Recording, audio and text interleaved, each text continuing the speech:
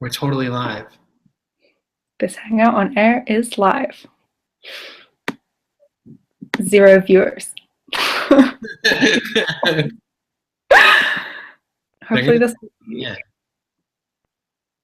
Maybe, I don't know. Maybe they're all getting arrested in DC. Perfect. That would be great.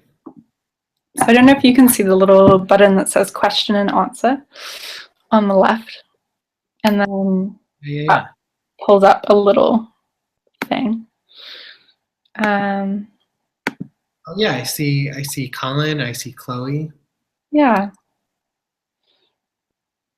That's pretty cool.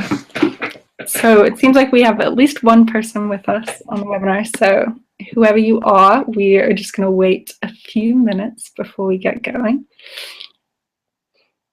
Feel free to type to us in the question and answer bar. I don't think I have the ability to write back to good folks or bad folks who are writing in the Q&A box, but I'm thinking of them. Yeah. Oh, I don't know if I do either. Maybe we're just supposed to talk it out. Maybe that's it. Maybe yeah, I think we'll talk it out. Okay, gotcha. Cool. What's our current body count? We have Chloe. Are there ever more?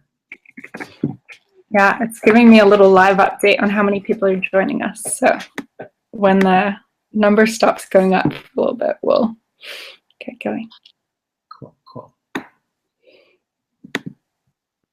Dun, dun, dun.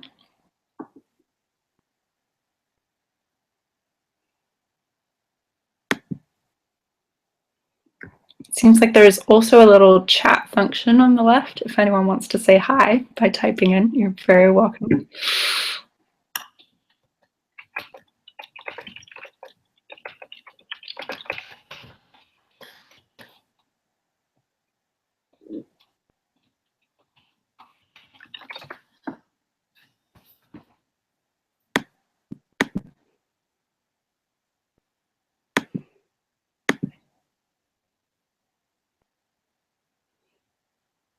So hi everyone that's just joining us. We're just gonna wait. I'm gonna give it 1 more minute until we get rolling here.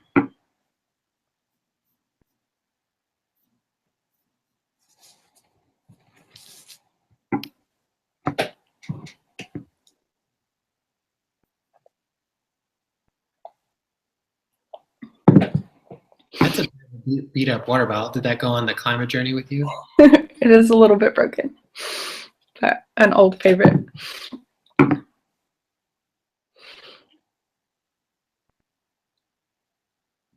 Cool. Maybe we'll get rolling here. I'm sure people will keep joining us, but they'll be more and more welcome, however late they may be. So yeah, I'll start off with just a brief welcome from myself. I'm Morgan. I'm going to be the COP22 Delegation Leader here at Sustain Us. And so I'm going to be guiding us all through this creative challenge process.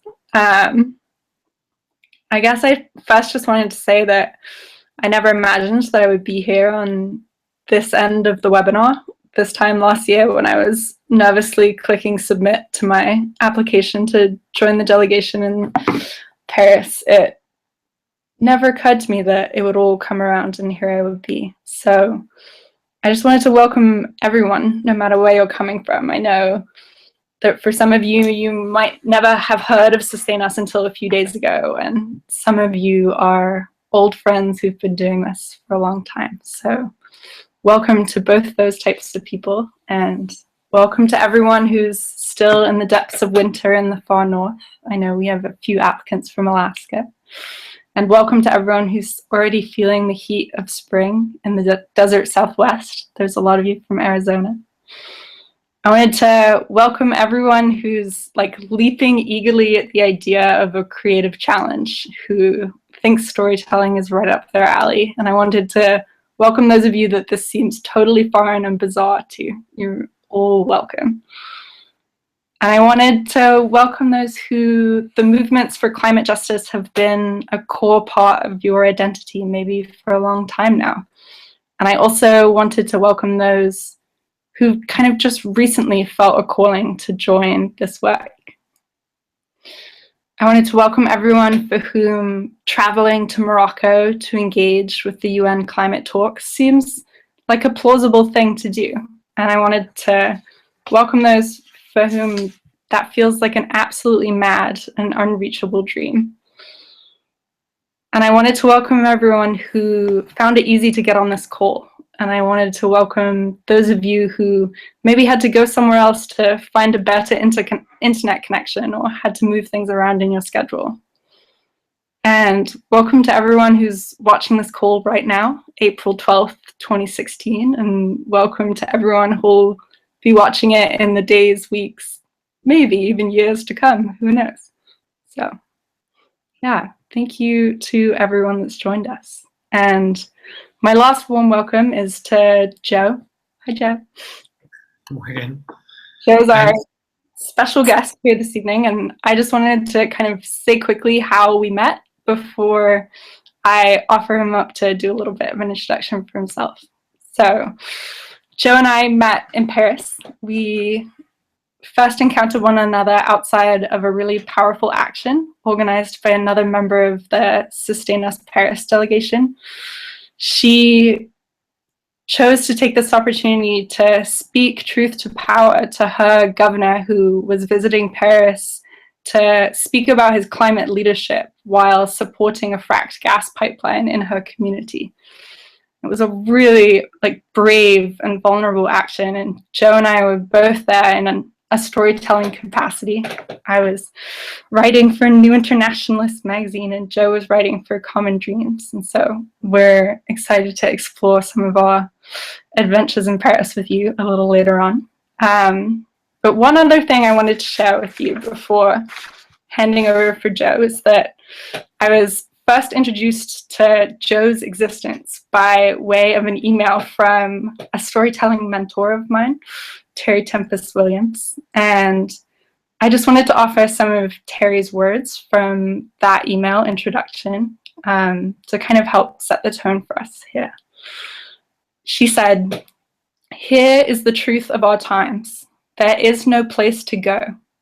We must face climate change as we face an illness at home, with consciousness and a vow to change our lives, with a bow to a more sane way of living. We cannot do it alone. We must do it together. It may not be about finding a cure. It may be about moving toward a collective planetary healing. Dare I say that it might include rituals and ceremonies and a change of story. The old story of growth for growth's sake and economic imperialism within nation states is killing us. If the dark side of climate change is violence, then the light within the climate justice movement, which I see as love, a love for life on this planet and putting our love into action with the gifts and strengths that are ours, from science to art to the humanities and religion. This is what will lead us towards a pathway of peace, because we have made a commitment to be in the service of something larger than ourselves." Cool. With that, thank you, Joe, so much for being here. And if you just wanted to say a few words about who you are, that'd be awesome. Sure. Yeah. Oh my gosh. Yeah, I remember Terry sending that email. It was really powerful, and I'm glad she shared it further outwards. I got started in climate work kind of just fell into it because I was pretty good with Facebook and Twitter, and so I still feel perpetually kind of new, and like I'm discovering why I went down the rabbit hole along the way. So I was pretty good with Facebook and Twitter. Worked for some groups where I earned my chops there, and then 350 was getting ready for their first International Climate Day of Action in late 2009, and they were just looking for more capacity because the world was just really exploding with just powerful shows of solidarity and beautiful actions.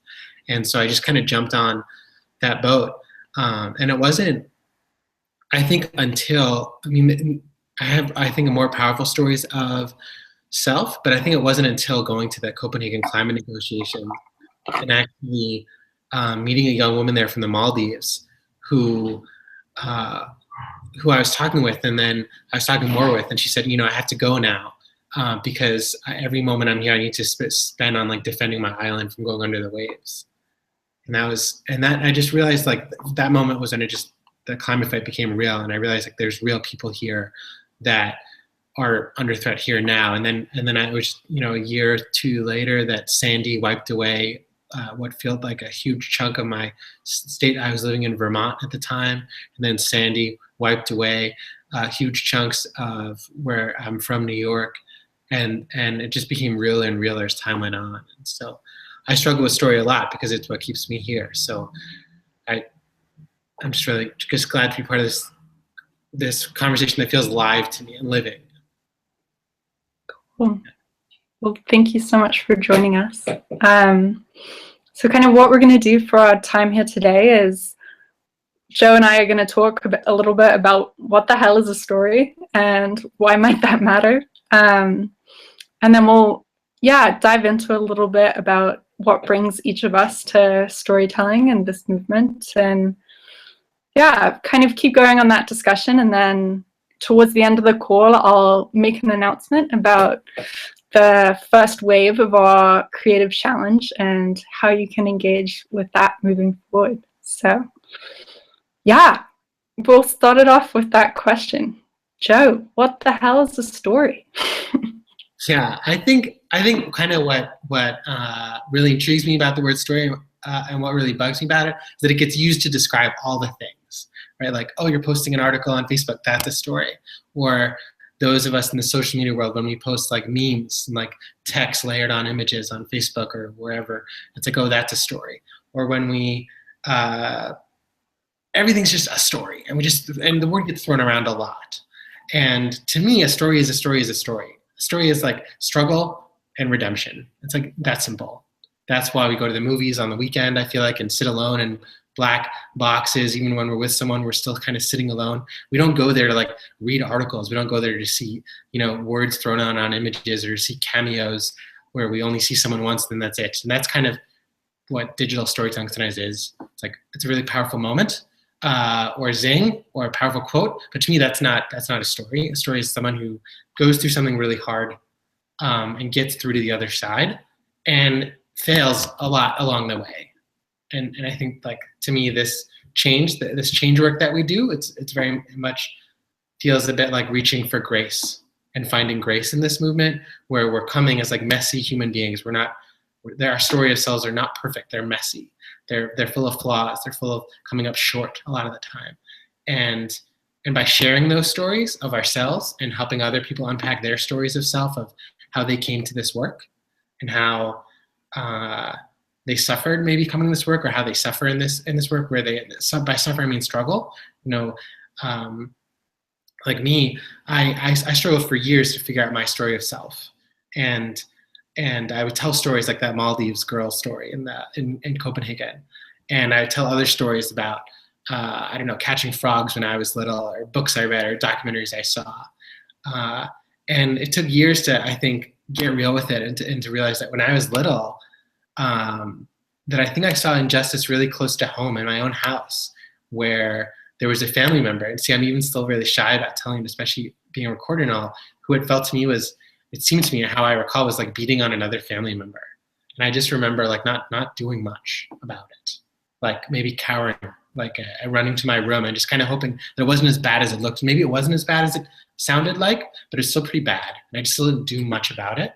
And my story, if I have one, I think is largely grounded in seeing this moment of injustice now, with climate injustice, with the fossil fuels, with injustice, Black Lives Matter, just people under threat left and right. I think we're really seeing that from systems of oppression. And I can't convince myself that it's not bad. And I can't convince myself that it's just okay to go into my room, or like in the modern equivalent is like watching Netflix or something. That I've got to figure out ways to like lean in, even sometimes small, sometimes big. And to me, it's just like this experience of seeing injustice when I was little and not really doing much about it, and not being able to reconcile that now as more of an adult. So I use the word in all its realness and its complexity, but to me, I don't see it, I don't use the word for everything. I use it for struggle and redemption, and how we find, and how we ourselves find grace, and how others find grace, and how we use those stories to inspire from the edges of our movement, to show people that the beautiful, messy parts inside themselves can also lead to this strivingness, this glorious work of trying to shift the destiny of our world. And then, so when we show our raw, vulnerable, messy, sometimes even shameful parts of ourselves, and how that leads us and inspires us to change this world, then in my mind, then it lets people know that the messy, flawed, insecure parts of themselves, which we all have, right? What we have in common is not necessarily greatness, but striving for greatness. And what we have in common is not necessarily perfection, but our shit, and sitting on our own shit and looking at it and talking about it. Then the message we're sending is the most powerful message of all. It's saying that your shit can lead to changing this world, that your mess can lead to the beautiful work of, shifting the destiny of this world. And I think that's ultimately a really powerful story. And that is a story. And when we tell those things, those are stories. That's something I think about a lot, is the layers of story. That kind of at its nucleus, we start at this story of self, this, why is it that I do the work that I do? Why is it that I care about the things that I care about? And that layers into this story of our movement, of what is the vision that we hold for the future, and why is it so important that we get there? And what we're hoping for is that turns into a story of our culture, a story of what it means to be human, of what it means to be alive, of why we are all here in the broadest sense. And so that's something I've been thinking about a lot, is this kind of cultural storytelling. And it took me a really long time to get to that. I know when I was really young, this is my parents' house right now. This is where I grew up. I kind of conceived of climate change as this, maybe it was a behavioral crisis. Maybe if I just turn the lights off a little bit more regularly, that would figure things out. And that kind of story of the world worked for a little while. Everyone confirmed that from the outside, like, just turn your lights off, just recycle, like, we'll get there. And the kind of next layer became, oh, well, maybe it's a political crisis. Maybe if I just write to my politicians and I ask them to change things, then maybe we'll get somewhere. And so that became the story that I was telling myself about how we'd solve climate change. And I think I then moved on to university, and I became repeatedly told that this might be a technological crisis. And I found myself in the engineering department, and found myself one day at the front of a room defending a invention of ours and being asked when and why I would patent it. And me saying, well, I wouldn't, because I want to offer up this gift. And realizing that story of this technological crisis for me was falling apart. And it was around about that time that I started seeing this as a cultural crisis. Some people would say cultural, others might say spiritual. I think that we're at this point of realizing that this runs so deep, and that it gets down to these really raw stories of why we are here. Whew, got straight to the heart of it pretty quickly there. I guess, what do you see the role of stories as in inspiring people to take action, Joe? How does that relate to bringing people into our movement? Yeah, I think that's the crux of it. So I think, so first, if we accept that what we need to build is a social movement to build the kind of political power and just change power to make the changes from our government levels to our community levels, that we need to build political power, social movements. Then we ask ourselves, okay, so how do we do that? And I think, Morgan, you laid out that we've got to lay out this powerful vision that's very justice-based, that's not technology-based. And that's really important, that vision work.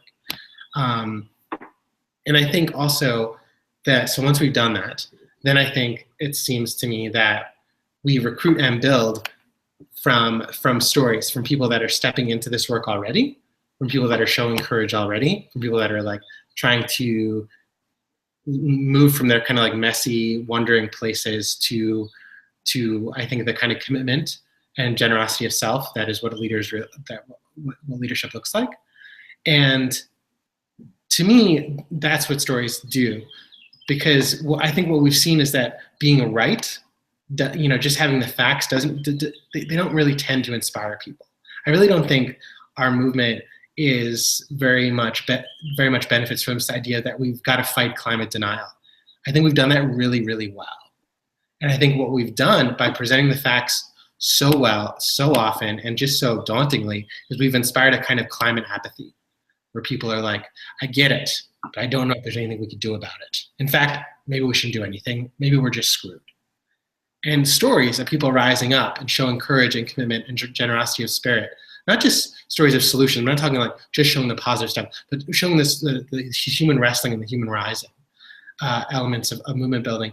I think show people not just hope, but that there is a way through, which is, I suppose, hope, and gives them permission.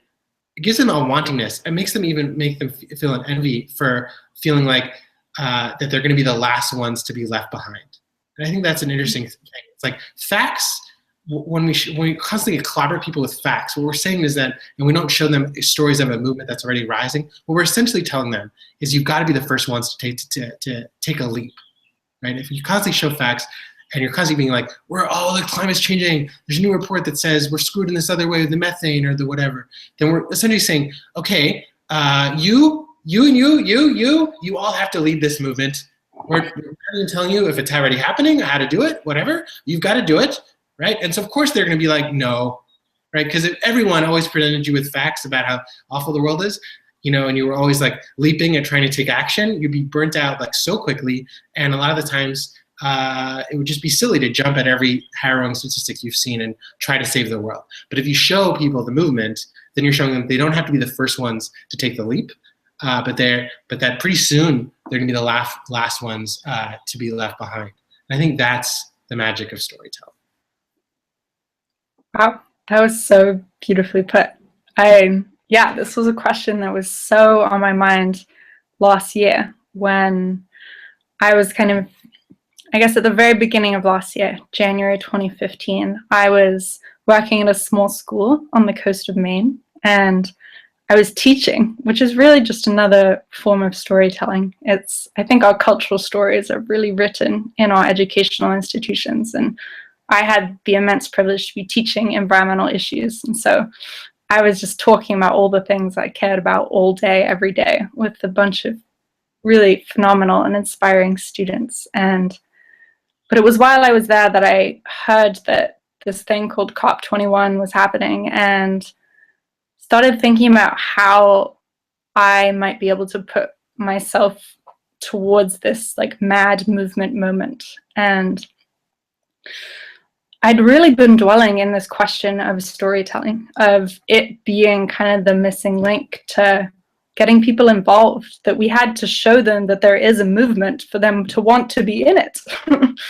And so I realized how much stronger that narrative was than the narrative of there's a lot of bureaucrats at the United Nations who are going to save us all, and they're going to write this piece of paper and it will solve everything. And so somehow that added up to me deciding to take a storytelling journey to Paris. And I resolved that I was going to take 6 months to travel to different places and meet with grassroots activists and solutionaries and possibilitarians and find out about why they do what they do and what moved them to take action, in the belief that it's when we share the answers to that question, why do we do what we do, that something might resonate in someone else's mind, some aspect of what got you over the hump of maybe it's despair to hope, or inaction to action, or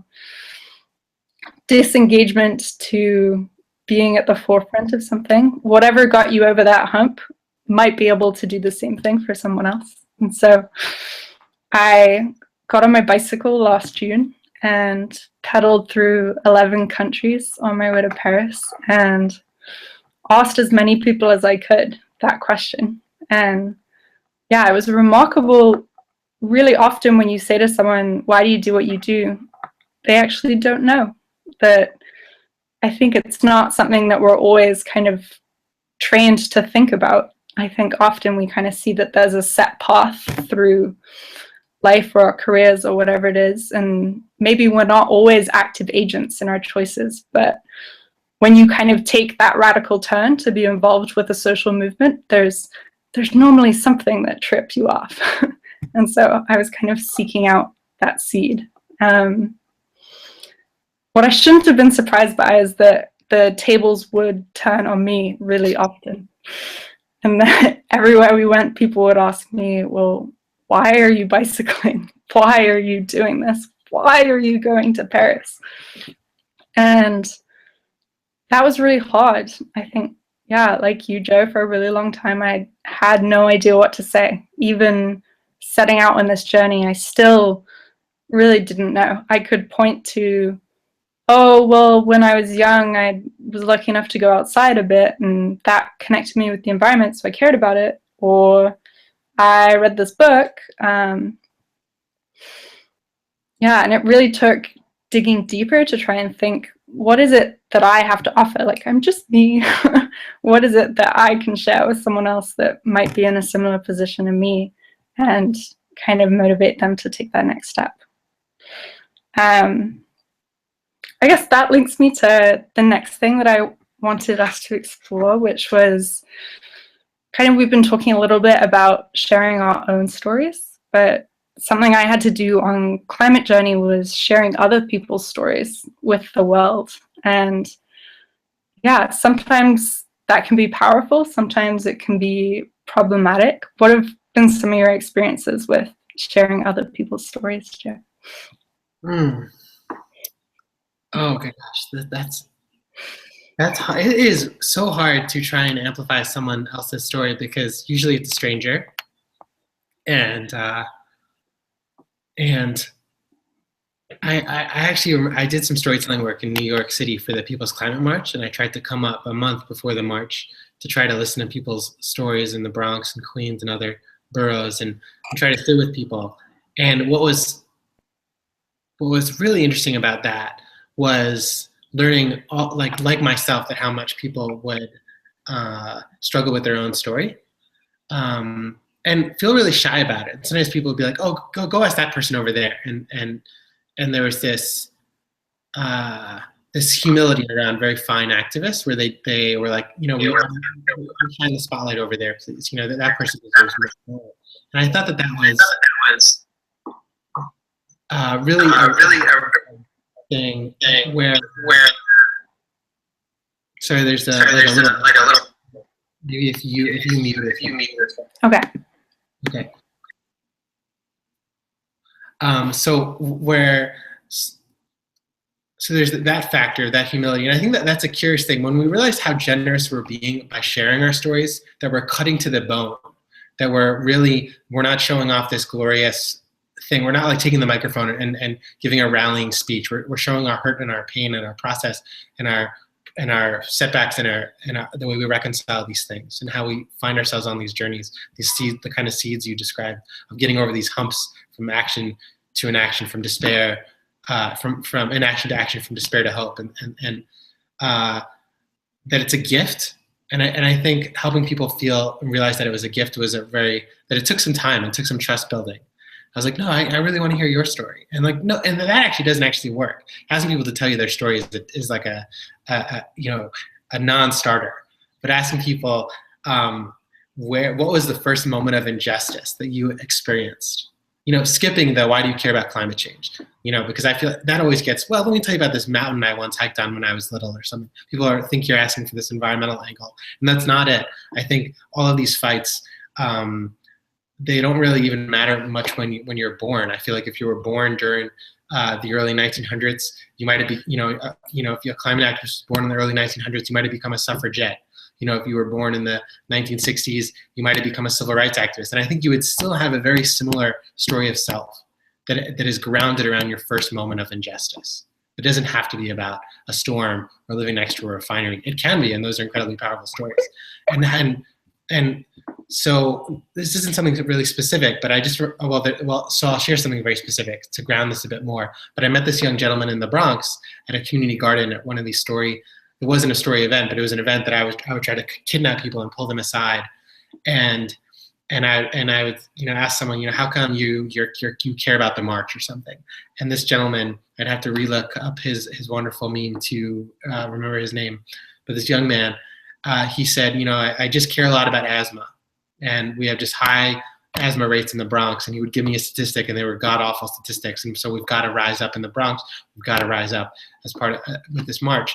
And it just took a number of questions to be like, how come asthma means so much to you? And he was like, well, and he gave me another statistic about his community and the trucks that pass through and the roads that just bring so much traffic to his community, and how there's no real policies to regulate that, and it's really awful stuff.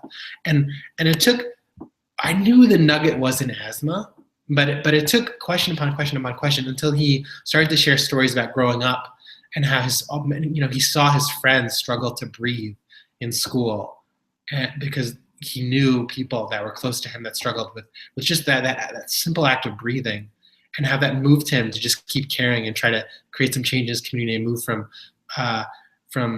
some rough oil to biodiesel in residential buildings, so wonky stuff like that. But the story was grounded in his childhood and his friends and friendships, and trying to do something. And I thought that ended well to me, because it ended with trust. He believed that I wanted to draw something powerful out of him, and that I was going to do some justice to his story, and he was willing to share it. And sometimes it doesn't end well, to be honest. Sometimes people are like, why the hell are you pushing me? This is rough. And I don't know how to reconcile that yet. Maybe that comes to the drawbacks of trying to share other people's stories, and who am I? And maybe they're just not at a place where that's what they're doing, or they don't want to do it with a stranger, and that's real. Thank you. I think, this is such an important question for us storytellers, especially involved with international climate justice work. I think, I guess the worst example I can think of this is perhaps the way that stories are used within the, say, nonprofit industrial complex of seeing young child, hungry, country, far, far away, please give your money.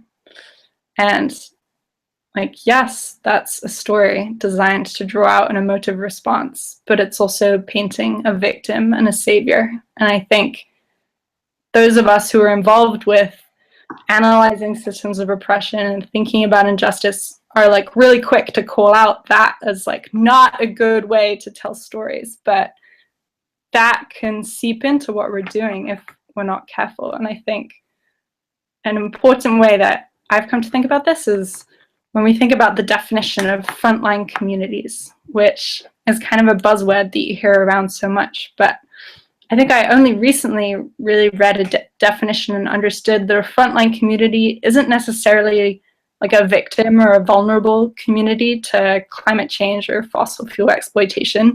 It's a community that's at the forefront of battling those forces, of alleviating those unfair burdens, either within their community and on behalf of elsewhere. And I think that's where we get to the nexus of where a story can step away from exploitation or co-option, is when we tell people's stories of their action, of their own kind of getting through that and becoming agents of change, and lifting up the narrative that they want to tell about their community being strong.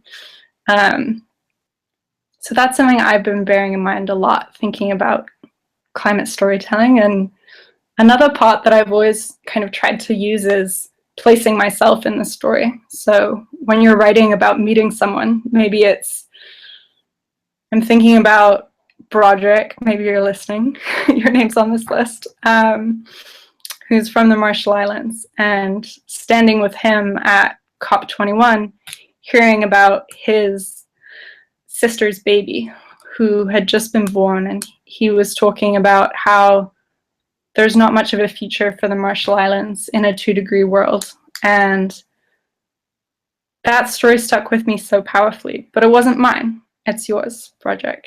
And when I share that, I always share the fact that I was standing with him in the hallway at COP21 just after an action, and we were just talking as people to people. And I kind of ground the fact that he shared his story with me in that context, rather than implying that it is mine in some way from having extracted it out of that context. So that's one thing I've been trying to use as well.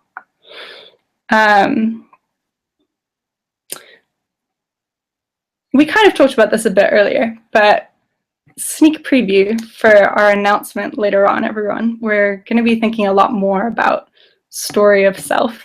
And Joe, I was just wondering if you could list like a few ingredients of a powerful story of self. What do you think they might be? Oh my gosh. Well, can I first share some thoughts about this moment in time and story of self, stuff like that? Yeah.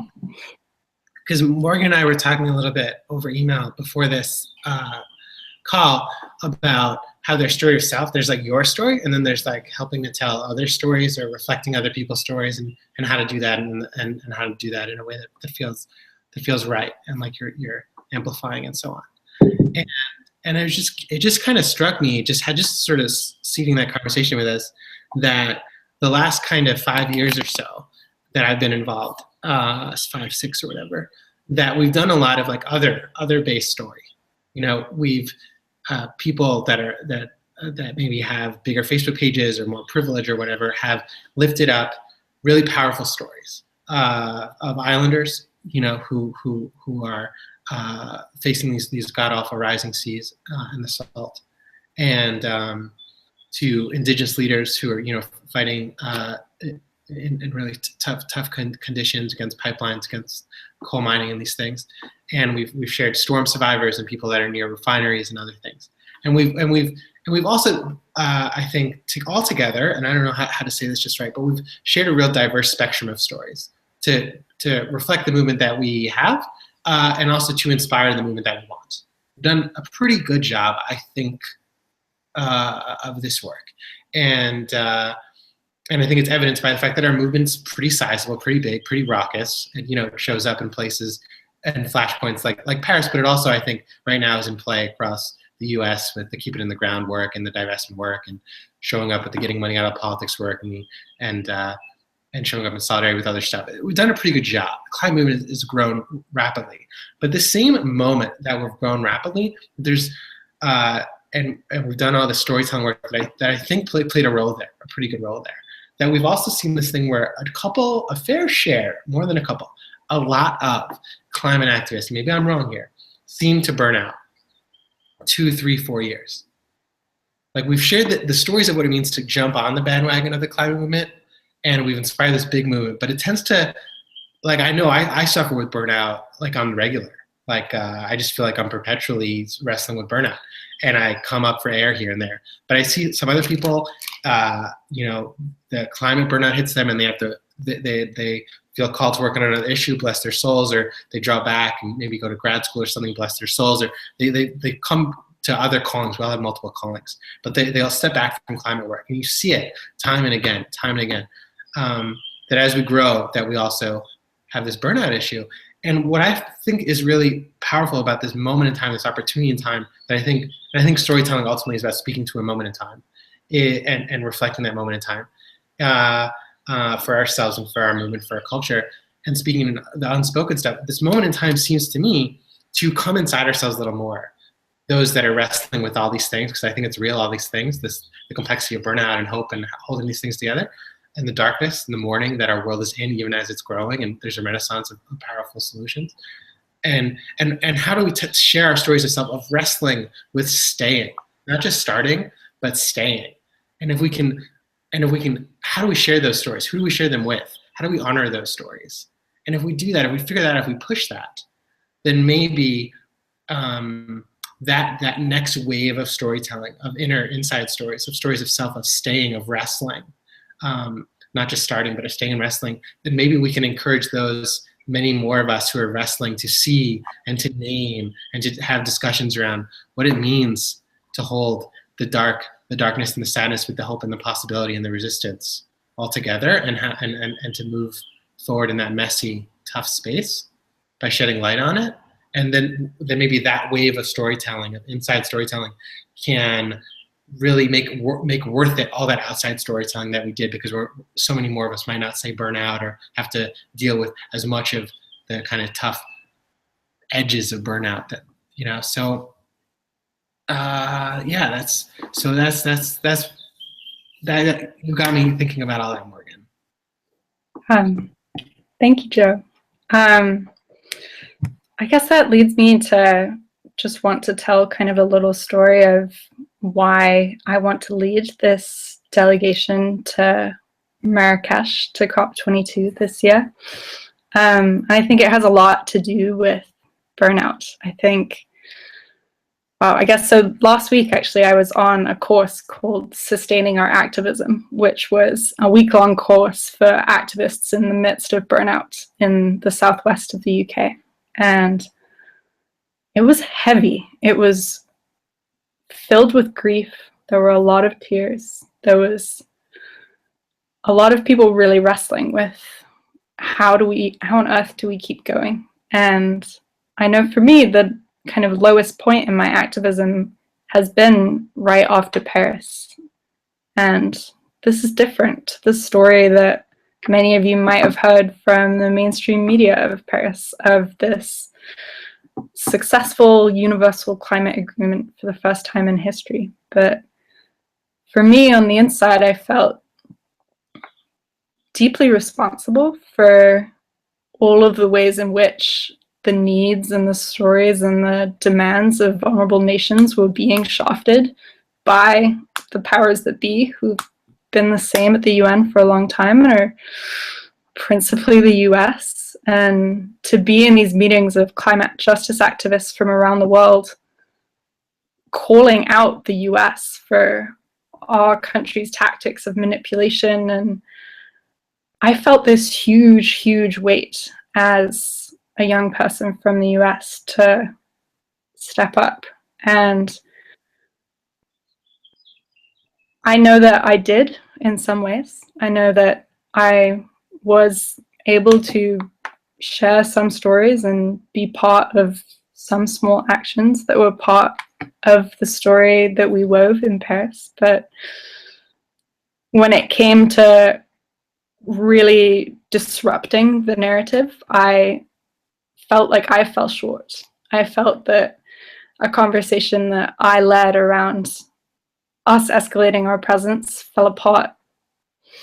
And that was kind of the lowest point in my activism. If you'd asked me on December 12th whether I would ever go back to the UN climate talks, I would have said no. I don't think that this is our nexus of change. I think that this is a place that breaks us, that doesn't show us the way that we need to go, that doesn't create the kind of movement and relationships that we need for the long haul. And it was a really dark time for a few weeks. I really felt both blood and oil on my hands from that moment.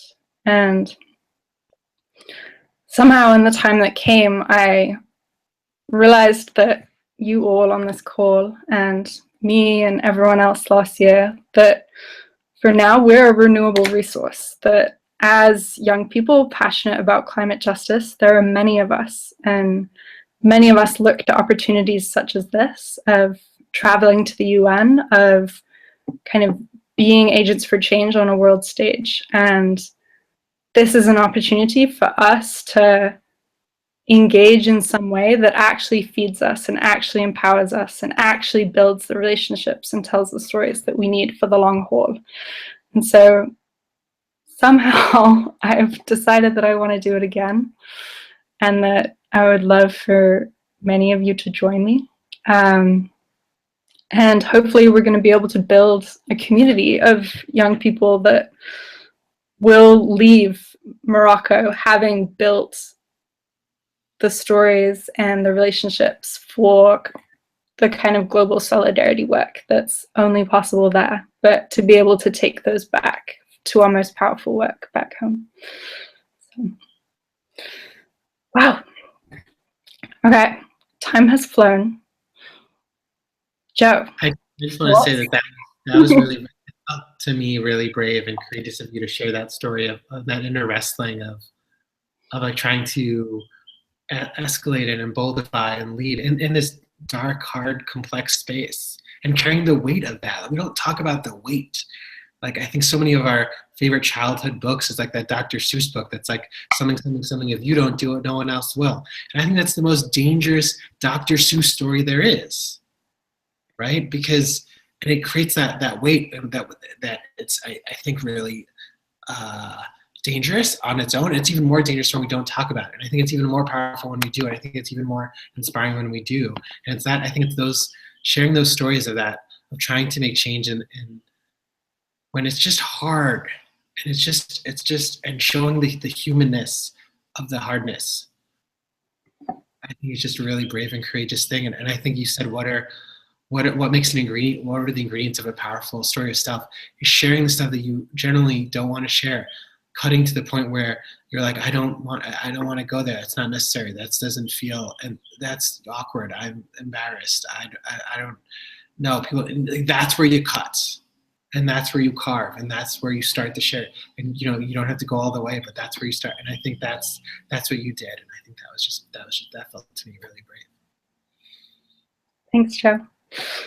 So I'm really excited to see that we do have some questions in our little question panel on the right.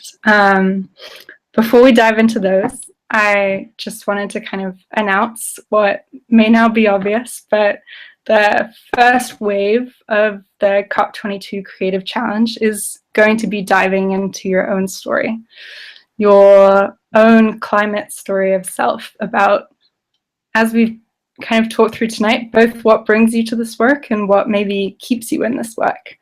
And you are going to be able to explore this in whatever way fits with you. So whether you love to write, or you're a photographer, or you're a meme creator extraordinaire, or you want to have a friend interview you for a podcast, we're going to ask that you channel those skills towards exploring these questions of why, and try and get something published. Reach out to your campus newspaper, to your regional newspapers, to a local radio station, to blogs that you follow. See if they'll post something. Try and get your story out to as many people as you can. And then once you've got it up online, you can submit it to us over at the Creative Challenge website, and we'll be selecting our delegation to Morocco from everyone that engages with the challenge. So I'm so deeply humbled to be at the receiving end of the stories that will come in. It always felt to me kind of a loss whenever you fill out an application and pour your heart into it, that ends up in a little Google Drive folder somewhere. So this is new for Sustain Us, and we hope that it represents the chance to channel that energy into actually building our movement in the process of applying for this delegation. So yeah, I'll send out an email right after this call with hopefully explaining all this. So yeah, no mechanical questions hopefully for now, but yeah, let's dive into some of these. We've got a question. Here you go. Okay. I saw this one from Remy Franklin. Says, Morgan, I loved your description of personal change philosophy, from consumerism to politics to technology to culture, spiritual change. How did this manifest in strategies at COP21 last year? And what's an example that sticks with you?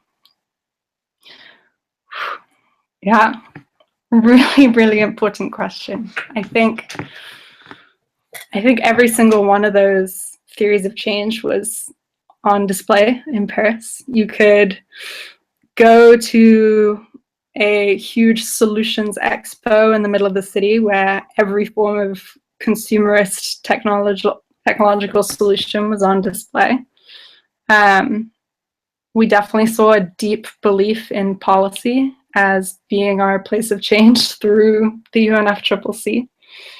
And I guess I personally felt that those conversations of deep cultural, spiritual change were the harder ones to find. And I found them by exploring some of the outside activist spaces around COP21. I found not only were these deeper conversations, but the best food to be found in the like squatted art spaces around the city. And so there were all these different dialogues happening within every kind of stratosphere of our movement, happening in different places in the city.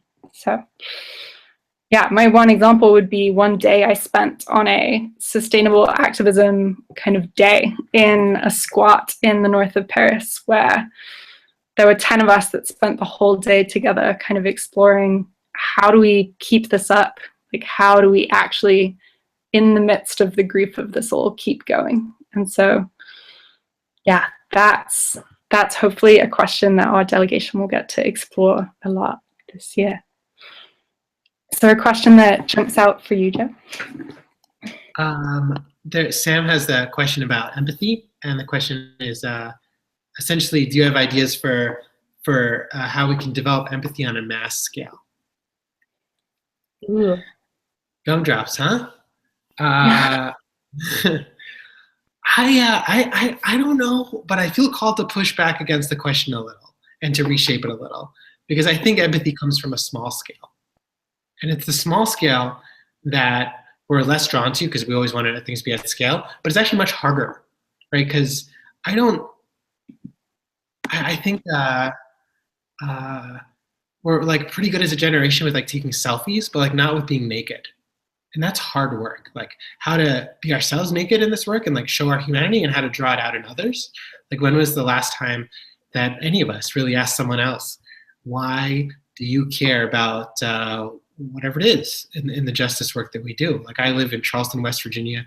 There's a lot of people here that work on all manner of issues, from economic transition to fighting mountaintop removal to fracking. And a lot of the times our meetings start with just battling out with strategies and just jumping into the agenda, but we don't really get to know each other. And I think that there's incredible power in getting to know our comrades' stories, to getting to know the stories within our groups of fellowship, and helping to lift those up, to put those out, to make space for them in our circles, in our meetings, in the beginnings, in the ends. Not just, what's the one word that you came away from this meeting, or we're just going to do storytelling at our annual staff retreat because that's what we do, but really making space. And how do we make space on our website, not just for our photo thumbnail and our credentials, but really our stories and our strugglings and how we came here? How do we show that micro empathy for ourselves and the people that work with us? And how do we do it in our email newsletters? How do we not sign them anonymously, but actually like add stories to our online communications all the time? No one wants newsletters, they want letters. And how do we do it in our social media work, that we use the lens of storytelling to share the things that we're doing? A lot of times we'll ask people to phone bank, but we won't show someone phone bank. We'll ask someone to sign a petition, but we won't tell the story of somebody signing it. As boring as it might sound, it's actually not that boring, because people actually wrestle with doing those things, and wrestling is where stories are at. And then I think ultimately, when you talk about building empathy at a mass scale, is what does serial storytelling look like? What does it look like to return to ourselves and to others in our work, to others we've just met or are complete strangers, but we don't just want to get their story and then run and maybe never hear from them again? I think the real power for empathy on a micro and on a mass scale lies in the serialness and the returning to and the coming back to and seeing how we grow and continue to grow and struggle as human beings in this work. And I think I know that's what I'm drawn to. That's why I turn on the marathon series on Netflix, or why I listen to the serial podcast on the NPR thing, and so on. So I feel like serial storytelling is this really untapped, unexplored space, by and large, but not completely. Awesome. So we have another question here from Sam, but I want to make sure that other of you will have the chance to throw some in. So if you're on the edge of typing something, you should definitely go for it. Let's see. Dun, dun, dun. Gregory said, "What's up, comrades? Many things are up. Glad to have you here."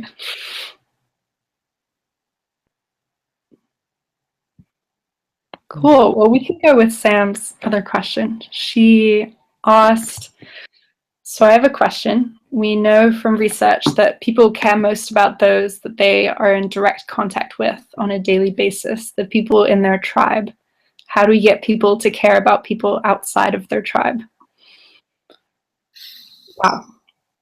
Definitely a storytelling question, I think, is maybe just we're on the topic, but that is quickly where my mind goes. I think we find justice, we find the world we want when we humanize our enemies. And I think we do that by hearing their stories and hearing what motivates them and drives them to the place that they're in. And yeah, that's hard to do. We don't often get the chance to sit down with them. Maybe we don't want to read their books, but yeah, I think that deep listening, full body listening, and being able to offer that forgiveness is how we get towards the more beautiful world that we want. What are your thoughts on this, Chad? I think the one I would add to the power of storytelling to show that we all have the same hearts is that I think that there's power in the details, that if you want to say build another wing of solidarity in your movement, or you want to show that I don't know, that football players are also a part of the climate movement, let's just say. Football means soccer in some places, but you get the idea. That I don't think you would just show football players, maybe this is a crazy example, you wouldn't just show football players like holding a climate banner. I think you'd want to really dig into their story and the particularities and the unique parts of their story, and not just try to like glaze or gloss over it. That I think we connect, it's going to sound like too vague maybe, but I think we connect through the particularities of our story. So if we want to show the particularities of another story, then through the particularities, through the details, through staying in the more uncomfortable spaces or just painting a scene, or then I think we'll connect to the higher stuff that connects us to this, that shows us that we have the same hearts, that shows us that we're both touched by love, that we're both touched by wanting to protect our own, that we're both touched by seeking a kind of redemption, or seeking to create a kind of legacy. And I don't think we do that in big brushes. We do that in finding the nitty gritty of that group's story and helping to elevate it or help them elevate it or whatever that is. Awesome. Kind of weird football example. Perfect. So in our last minute, I think Renuka, sorry if I'm saying your name wrong, just offered a great question, which is, I am very bad with social media and storytelling in general. Not sure if you've answered this earlier, but where do we start? What is the best way to develop our own story? Yes, this is the most poignant question, as who isn't bad with social media? If we were all great at social media, we'd have the big raucous revolution in all the cities and the towns across the countries of the world. Like, I feel like there's this idea that there's like social media gurus out there, and maybe there are, but it's not like we're all like, inspiring the revolution that I think was promised by social media in the last few years. Like, it's getting more raucous, but I think we're still learning what it is. And I ultimately I think the power of the written word is not in any way, shape, or form diminished by all the different shapes and forms it takes in social media. I mean, I would just go on like medium.com, sign up with a fresh account, and just start pounding on your story and just rewriting it to death, and just going to places that are more uncomfortable, going places that are tough to write about, and shaping it from there, and not worrying about all the doodads of social media.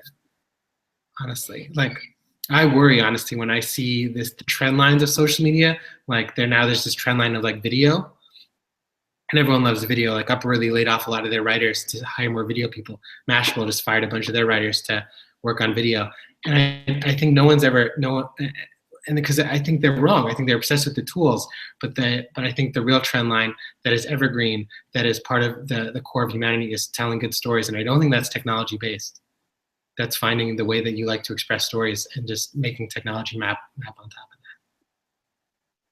that. Wow. Yeah, that's such a great point. I'd almost advise that an amazing first step for anyone diving into this creative challenge might be finding a friend, a family member, whoever wants to listen to you, and sitting down and trying to wrestle for both of you why it is that you care about the things that you care about.